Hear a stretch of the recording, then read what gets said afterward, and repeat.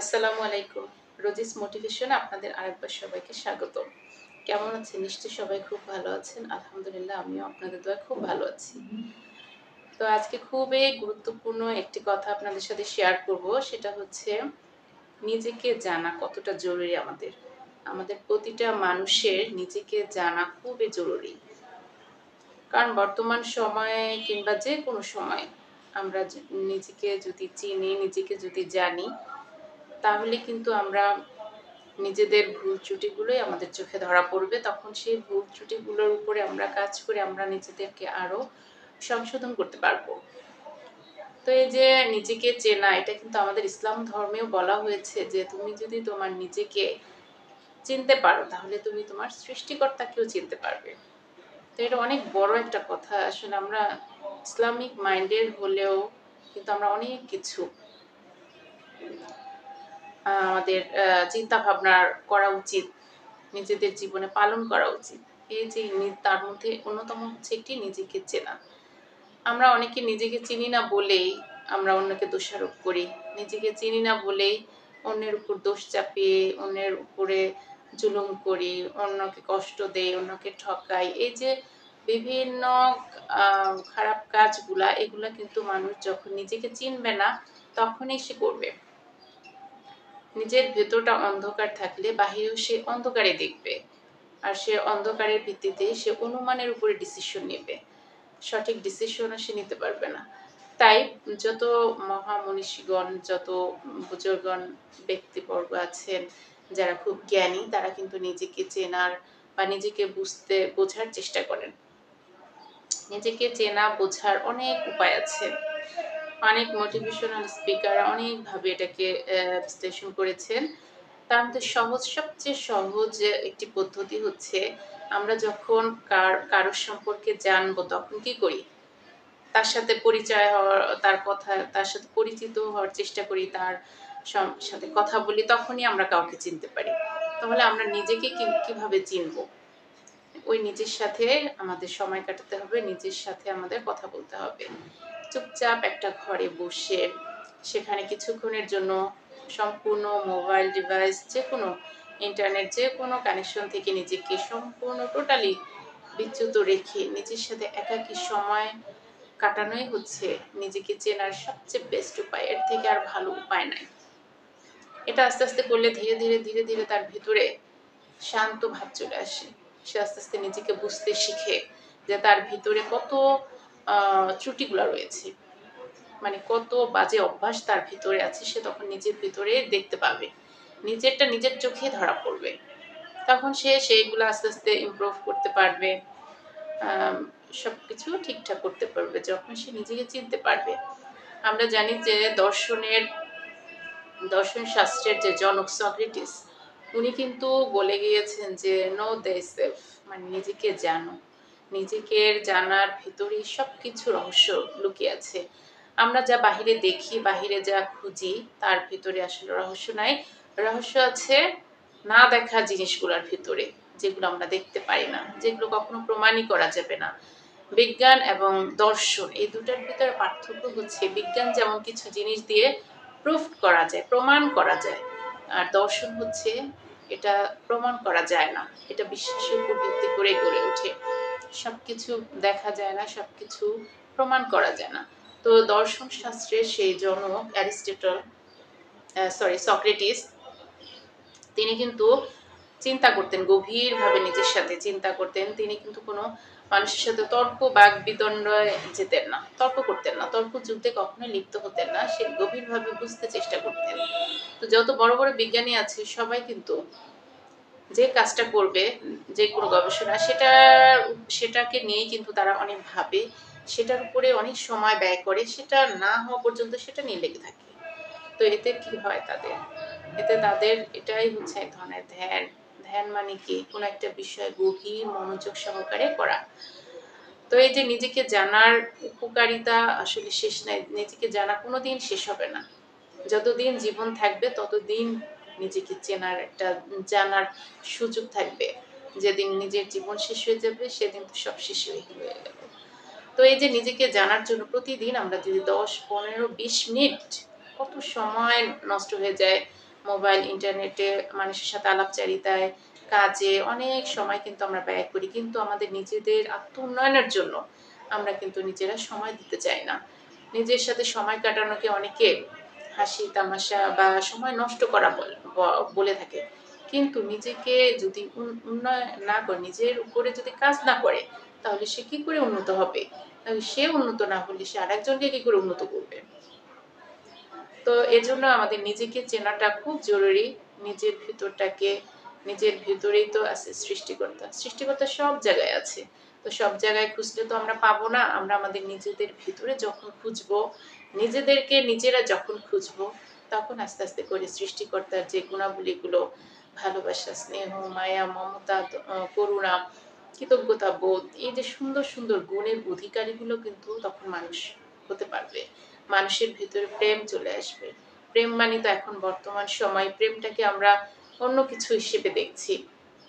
আসলে প্রেম ভালোবাসা অন্যরকম একটা বিষয়, যেটা একটা ফুলের জন্য হতে পারে, যেটা আকাশের জন্য হতে পারে, প্রকৃতির জন্য হতে পারে, একটা প্রাণীর জন্য হতে পারে।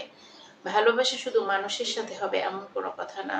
যে কোনো কিছুর প্রতি তার ভালোবাসা, যেটা থেকে তার কিছু পাওয়ার নেই, এটার নামই হচ্ছে ভালোবাসা বা প্রেম। সো একটা মানুষের ভেতরে যখন এই ভালোবাসা বা প্রেমের ঘাটতি দেখা যাবে, তখন তার ভিতরে ক্ষোভ, জিদ, রাগ এগুলো আস্তে আস্তে ডেভেলপ করবে। তো কখনো ভালো আর মন্দ তো একসাথে থাকতে পারে না, যে কোনো একটা থাকবে। তার ভিতর যখন ভালো থাকবে তখন খারাপ গুণগুলা থাকবে না, আবার যখন খারাপগুলা জেগে উঠবে তখন ভালো গুণগুলা তার কাছ থেকে আস্তে আস্তে হারিয়ে যাবে। তো আমরা জানি আলো এবং অন্ধকার কখনোই একসাথে থাকে না। যখন রুমটা আলোকিত হয় তখন অন্ধকার পালিয়ে যায়, যখন আবার অন্ধকার হয় তখন কিন্তু আলো থাকে না। মানে আলো না থাকাটাই তো হচ্ছে অন্ধকার। তো এভাবে নিজেকে চেনার জন্য যুগে যুগে নবী রাসূল থেকে শুরু করে ওলি আউলিয়া সবাই কিন্তু ধ্যান সাধনা করেছে। ধ্যানের যে বড় ধ্যানটাই হচ্ছে নিজের সাথে সময় কাটানো, নিরিবিলি নিজের মনটা স্টেবল থাকা। আমাদের মন যেহেতু এদিক ওদিক ছুটে বেড়ায়, মনকে বলা হয় মাঙ্কি মাইন্ড, মানে সে বানরের মতো। বানর যেমন চঞ্চল, এক জায়গা থেকে এক জায়গায় লাফালাফি ছুটোছুটি, তেমনি আমাদের মনও অতীত ভবিষ্যৎ যে কোনো জায়গায় চলে যাচ্ছে। আমার 10 বছর আগে কি হয়েছিল সেইখানে এসে চলে যাচ্ছে। সো এই যে এই মাইন্ডটাকে আসলে যদি আমরা নিয়ন্ত্রণে রাখতে চাই, বর্তমানে রাখতে চাই, সচেতন হতে চাই, তাহলে কিন্তু নিজেকে জানার বা নিজেকে চেনার কোনো বিকল্প নেই। যারা নিজেকে চিনতে বা জানতে শুরু করবেন আজ থেকে, তাদের উন্নতি খুব শীঘ্রই হবে, খুব তাড়াতাড়ি হবে। নিজেরাই বুঝতে পারবেন যে কিভাবে নিজেদের উন্নতি হচ্ছে, কিভাবে আপনি একটা সমস্যায় কিভাবে রাইট ডিসিশন নেবেন। নিজেকে চেনা মানে কি? আপনি সঠিক ডিসিশন নেওয়া। নিজেকে চেনা মানে কি? আপনি আপনার কাজগুলোকে ভালোবেসে করা। তো ভালো ভালো গুণের অধিকারী হওয়া, এগুলোই। তো আমরা সৃষ্টিকর্তাকে বিভিন্ন জায়গায় খুঁজি, মসজিদে, মন্দিরে, গির্জায়, বিভিন্ন জায়গায়। ওখানে গেলে মানুষ মনে করে ওখানে গেলেই তাকে পাওয়া যাবে। তিনি সব জায়গায় আছেন। তিনি প্রতিটি ধূলিকণায়, সব জায়গায় তিনি রয়ে গেছেন আমাদের ভিতরে। উদ্ভিদ, প্রাণী, সকল জায়গায় সবকিছুই তো তার। তো এভাবে করে আমরা যখন নিজেদের সাথে সময় কাটাবো, তখন কিন্তু আমরা স্থির হব, ধৈর্যশীল হব, আমরা নিজেদের নিয়ে ভাবতে পারবো। অনেকে কিন্তু সবসময় নেগেটিভ থট আসে অনেকের। চিন্তা, আমাদের যেমন চিন্তার উপর কোনো কন্ট্রোল নেই, আমাদের যেমন 60,000 থট প্রতিদিন আসে। তো আমরা তো সবগুলো ধরতে পারি না। আমাদের চেতনায়, আমাদের সচেতন মাইন্ডে আমরা 5, 10, 12টা এরকম আসলে আমরা চিনতে পারি। বাকিগুলো কিন্তু আমাদের অবচেতন মাইন্ডের ভিতরে লুকায়িত থাকে। তো আমরা যদি সচেতন হই, তাহলে সচেতনতার মানে কি? আমরা একটা কাজ কি কাজটি আমরা করছি সেটা কিন্তু আমরা জানতে পারছি, বুঝতে পারতেছি। এটাকেই হচ্ছে সচেতনতা, সজাগ, অ্যাওয়ার। সো আমরা এখন অনেক মানুষ আছে যে কি করছে সে, কি কথা বলছে, সে নিজের কোনো খবর নাই, সে নিজে এটার প্রতি সচেতন না, সে মুখে আসছে বলে দিচ্ছে। হয়তো এই কথার কারণে আরেকটা মানুষ কষ্ট পাচ্ছে, সম্পর্কগুলো নষ্ট হচ্ছে, তার কথার কারণে হয়তো পরিস্থিতিগুলো আরো বিপর্যয়ের দিকে যাচ্ছে, কিন্তু সে বুঝতে পারছে না। সে মনে করছে আমি তো সব ঠিকই বলছি, আমি তো সব সত্য কথাই বলছি। কিন্তু এই যে প্রতিটি পরিস্থিতি, প্রতিটি ঘটনা কিন্তু এমনি এমনি এমনি ঘটে না, তার পেছনে একটা কারণ থাকে। সো অনেক মানুষের রাগের উপর কন্ট্রোল নেই। রাগ একটা ভাব আসলো, আর এটা অনেকে দেখে ফেলে, কিছু ভেঙে ফেলে, তারপরে কিছু মারামারি, কারো ক্ষতি, এমনকি মৃত্যু মানুষ কিন্তু করে ফেলে এই রাগের বশবর্তী হয়ে। যখন রাগ চলে আসে তখন কিন্তু তার জ্ঞান হিতাহিত কিছুই থাকে না। সো তখন সে সব কিছু তাকে দ্বারা করা সম্ভব। সো ওই রাগের উপর কন্ট্রোল ভাব নিয়ে আসবে আপনার নিজেকে চেনা, তারপরে হচ্ছে এই যে ধ্যান, এগুলো আপনাকে শান্ত করবে। আপনার কঠিন পরিস্থিতিতে কিভাবে সমস্যাটা সমাধান করা যায় সেই রাস্তাটা আপনাকে দেখাবে, আপনাকে অ্যাওয়ার করবে, আপনাকে সচেতন করবে। সো আমাদের এই যে নিজেকে জানা, এটা যে কত জরুরি, এটা আসলে বর্তমান সময়ে আমরা দেখতে পাচ্ছি যে সবাই বেশ অস্থির। যেমন স্টুডেন্টরা, যেমন বড়রা, বয়স্করা, সবাই কেমন যেন একটা অস্থির, কি যেন তারা অ্যাচিভ করবে আর কি যেন পাচ্ছে না, এই দ্বন্দ্বের ভিতরে আছে। একটা মানুষ আরেকটা মানুষকে সাহায্য করতে চায় না, মনে করে এর ভাগ সে নিয়ে যাবে, কিন্তু কেউ কারো ভাগ, কেউ কারো রিজিক কেউ নিতে পারে না। যার রিজিক যতটুকু আছে তার সেটাই থাকবে। অথচ আমরা একজন ব্যবসায়ী আরেকটা ব্যবসায়ীকে বা একজন উদ্যোক্তা আরেকটা উদ্যোক্তাকে হেল্প করতে চায় না, মনে করে তার লস হয়ে যাবে। তার লস হবে না কাউকে উপকার করলে, বরঞ্চ কাউকে ভালো কোনো কথা বললে, কাউকে উপকার করলে, কাউকে সাহায্য করলে, এগুলো এক একটা কাজ। আর এগুলা কাজের, ভালো কাজের ফল কি? ভালোই হয় সবসময়। আমি যখন ভালো কাজ করব তখন ভালো কিছু আমার দিকে আসবে। কিন্তু আমি যখন ভালো কাজ করব না তখন আমি কি করে ভালো ফলাফলটা পেতে পারি?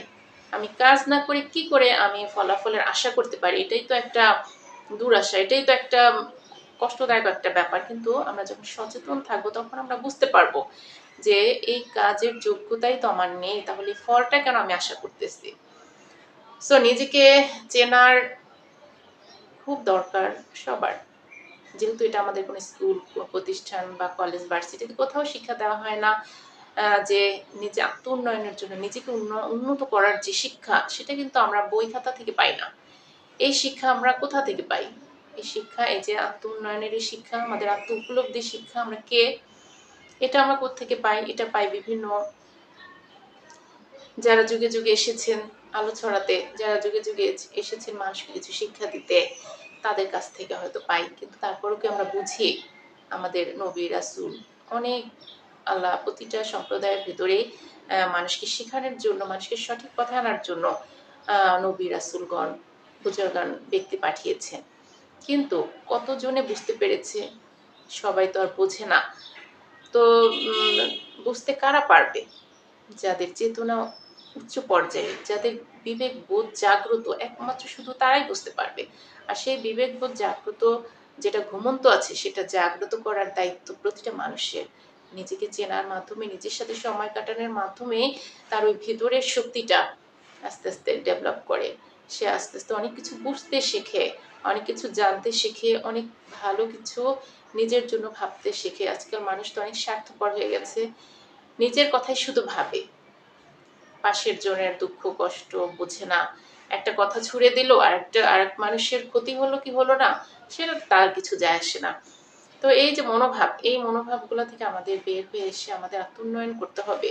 যখন আমরা নিজেরা উন্নত হব তখন আমরা পরিবারগুলোকে ভালো রাখতে পারবো, আর আমাদের দ্বারা নেক্সট জেনারেশনগুলো খুব ভালো হবে, ভালো মন মেন্টালিটির হবে। তো এভাবে প্রতিটা মানুষেরই আসলে নিজেকে চেনা, নিজেকে জানা যে আমি কে, এই উপলব্ধিতে আসা উচিত। এটা একটা উপলব্ধি। এটাকে কখনো সায়েন্স দিয়ে প্রমাণ করা যায় না। এটাকে কোনো বিজ্ঞানী প্রমাণ করতে পারবে না। এটা নিজের ভিতরে একটা রিয়ালাইজেশন, নিজের ভিতরে একটা উপলব্ধি। তো অনেক কথাই বললাম, আসলে ভুল ত্রুটিগুলো ক্ষমা করে দিবেন। আমি যতটুকু পেরেছি আসলে সোজা করে আমি ততটাই বলার চেষ্টা করেছি। আরো অনেক মানুষ আছে অনেক ভালো করে এগুলো নিয়ে আলোচনা করে, আপনারা তাদের কথাও শুনবেন।